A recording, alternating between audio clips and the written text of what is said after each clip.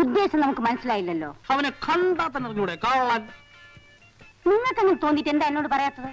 നീ ഏർപ്പെടുത്തിയ ഒരാളെ പറ്റി ഞാനാണ് അഭിപ്രായം പറയുന്നത്. അല്ലെങ്കിൽ തന്നെ ഞാൻ പറഞ്ഞിട്ടുള്ള ഏതഭിപ്രായമാണ് സാർ സ്വീകരിച്ചിട്ടുള്ളത്?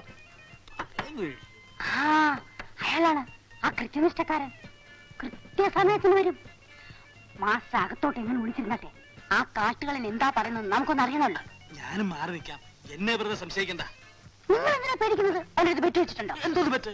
ഞാൻ അവനെ ആദ്യം കാണുന്നതാണ് ഇവിടെ വെച്ച മാഷ.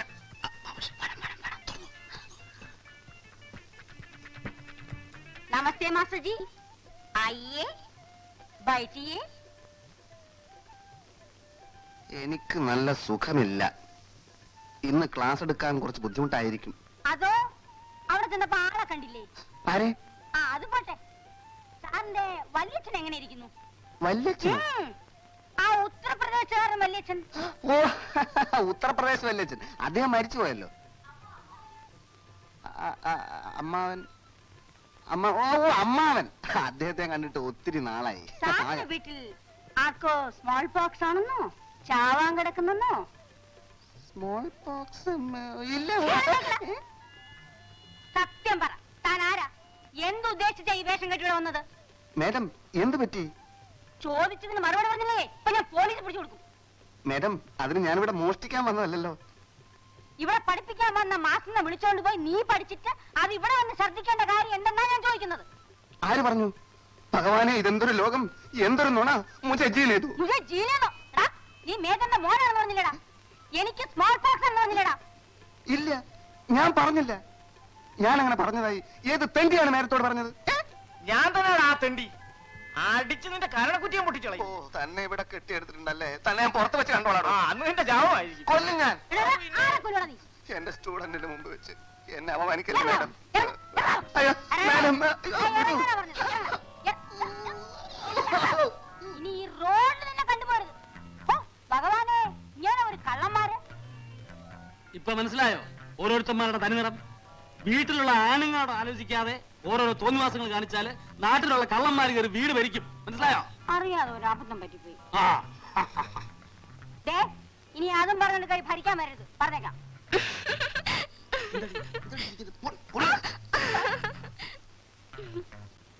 ആരെങ്കിലും അവള് പ്രേമിച്ചാ മതിയല്ലോ. സത്യസന്ധനായ ഈ ഗോപിപ്പിള്ള പറയുന്നു അവക്ക് പ്രേമമുണ്ട്. തനിക്ക് ദിവസേന കള്ള് കുടിക്കാനുള്ള അടവാണെങ്കിൽ അത് പറഞ്ഞ പോരെ? അത് പറയരുത്. പറഞ്ഞത് എന്ത്? ഞാൻ സത്യസന്ധമാ അന്വേഷിച്ച ശേഷമാ പറഞ്ഞത്. അവക്ക് പ്രേമമുണ്ട്. ആ ദരിദ്രവാസി പരസ്യമായി എന്നെ നടുറോട്ടിൽ വെച്ച് തല്ലി. അവന്റെ ഒരു വശത്തെ മീശ എടുക്കുക എന്നുള്ളത് എന്റെ ഒരു ആവശ്യമാണ്. അങ്ങനെ ഇരിക്കുമ്പോ ഞാൻ കളവ് പറയുമ്പോ എന്റെ പൊന്നണ്ണ. അണ്ണന്റെ ജീവിതത്തിൽ കള്ളല്ലാതെ വേറെ എന്തും പറഞ്ഞിട്ടുണ്ടോ എന്റെ അണ്ണ? കണ്ണണ്ണ. അതെ അതെ. ആരുമായിട്ട് അവൾക്ക് പ്രേമം? ഒരു കാളെ വലവലാതിയായിട്ട്. മേജർക്ക് അത് മതി. ആളെ ഞാൻ കാണിച്ചു തരാം. അവനെ കൊണ്ട് എത്രയും പെട്ടെന്ന് അവളെ കല്യാണം കഴിപ്പിക്കാനുള്ള ഏർപ്പാട് ചെയ്താൽ മതി. അല്ല, നമുക്ക് അല്പം കൂടി മദ്യപിച്ചാലോ? ഒന്നുമില്ല, ഇപ്പൊ കുടിച്ചോടത്തോളം മതി. കാര്യം സക്സസ് ആവുകയാണെങ്കിൽ തനിക്ക് കള്ള് ഷാപ്പിലൊരു ജോലി ഞാൻ സ്വാമിയേ, എനിക്കത് മതിയേ. ജോലിയോ? അല്ല, കള്ള് ഷാപ്പ് വാങ്ങിച്ചാ ഒന്ന് മാറുക. നിനക്കൊരു വിചാരമുണ്ട് നീ വലിയൊരു സുന്ദരനാണെന്ന്. എന്താ അല്ലേ? പിന്നെ എടാ, പുരുഷന്റെ സൗന്ദര്യം എന്ന് പറയുന്നത് അവന്റെ പെരുമാറ്റത്തിലുള്ള ഡീസൻസിയാണ്. അങ്ങനെയുള്ളവരെ മാത്രമേ പെൺകുട്ടികൾ ഇഷ്ടപ്പെടൂ. നിനക്കതില്ല. എന്നെ അവൾക്ക് ഇഷ്ടമായിരുന്നു. എന്താ ഡീസൻസി? ഒരു സത്യം പറഞ്ഞാൽ നീ ഞെട്ടരുത്.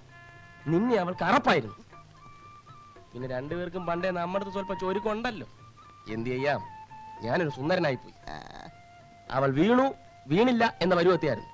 രണ്ടുകൂടെ ചേർന്ന് നമുക്കിട്ട് പാര വെച്ചു കളഞ്ഞു. എന്നെ അങ്ങ് വിട്ടേരെ. യഥാർത്ഥ പാര ഏത് ഭാഗത്തു നിന്നാണ് വന്നതെന്ന് എനിക്കറിയാം. മഹത്തായ ഒരു ലക്ഷ്യം നേടാൻ നമ്മൾ പരിശ്രമിച്ചു, നടന്നില്ല. പാര വന്നത് ഏത് ഭാഗത്ത് നിന്നാ കോരെ? ഈ കോരയ്ക്ക് പാര വെച്ചാ നായര. നിങ്ങൾക്കുള്ള പാരയും ആ ഭാഗത്ത് നിന്നാ വന്നിട്ടുള്ളത്. ഉറപ്പാണ്. എടാ, നിന്റെ ഒന്നും തലയിൽ ആള് താമസമില്ലേ? അയാള് കള്ളനാ. എന്നെ അയാൾ കുടിപ്പിച്ച് കുരങ്ങനായി കളഞ്ഞില്ലേ? ഓഹോ, അങ്ങനെയാണെങ്കിൽ നമ്മൾ തീവ്രവാദികളാകേണ്ടി വരും. എന്ന് വെച്ചാൽ ആ മീശക്കഴുവേറിയെ നമ്മൾ ചില അഭ്യാസങ്ങൾ പഠിപ്പിക്കുന്നു. നന്മ ചെയ്യാനല്ലേ ബുദ്ധിമുട്ടുള്ളൂ. ഒത്തുപിടിച്ചാൽ അവൾക്ക് വരുന്ന സകല കല്യാണാലോചനകളും നമുക്ക് മുടക്കാൻ കഴിയും. കൊള്ളാം, നല്ല കാര്യം. അങ്ങനെ ആ കിളവൻ ഗതി മുട്ടുമ്പോൾ മുട്ടുകുത്തും. എന്റെ കാലിൽ കാലേതാണ് നമുക്ക് പിന്നെ തീരുമാനിക്കാം. നമ്മുടെ പഠിത്തം നിർത്തേണ്ടി വന്നാലും ലക്ഷ്യത്തിൽ നിന്ന് പിന്മാറുന്ന പ്രശ്നമേ ഇല്ല. നീ മാറരുത്. ഞാൻ മാറുന്ന പ്രശ്നമേ ഇല്ലെന്ന്. ഓക്കെ. ഓക്കെ.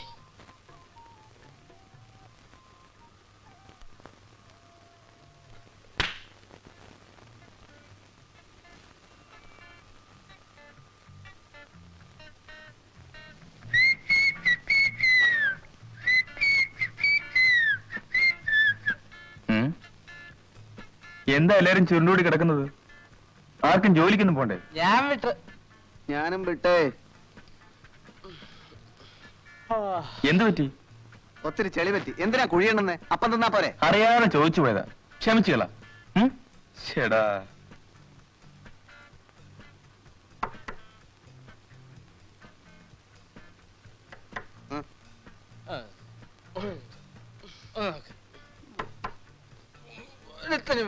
ഞാൻ തന്നെ വേണം. അളിയാ തുറക്കല്ലേ, അവളാ മീനും. അവളെന്തിനാ ഇങ്ങോട്ട് വന്നത്? എനിക്കെങ്ങനെ അറിയാം? ഒന്നാമതെ ചമ്മി നാറിയിരിക്കുക. ഈ നമ്മളെ മൂന്നിനെ ഒന്നിച്ച് കണ്ടു കഴിഞ്ഞാൽ ആ കൂടി ചളവാകും. അതോട്ട് കളിക്കൂ.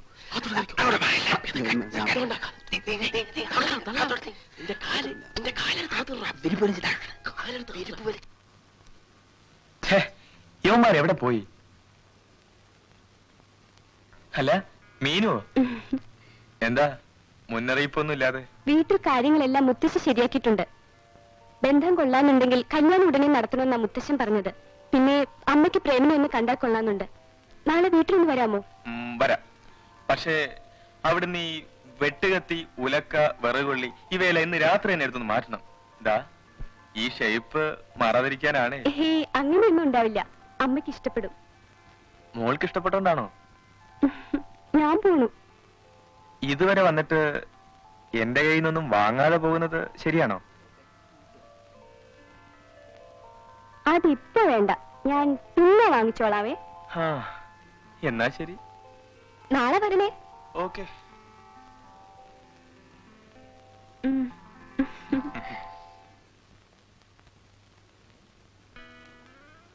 ഏതാടാ ചരക്ക്? എന്റെ ഭാവി വധു.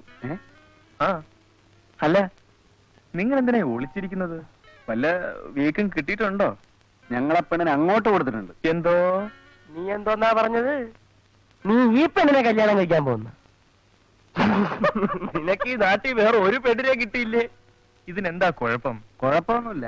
ഞങ്ങൾ 3 പേർ ഉൾപ്പെടെ ഈ നാട്ടിലുള്ള മുഴുവൻ ആൾക്കാരും അവളെ കൈകാര്യം ചെയ്തിട്ടുണ്ട്. അതും വീട്ടിൽ വെച്ച്.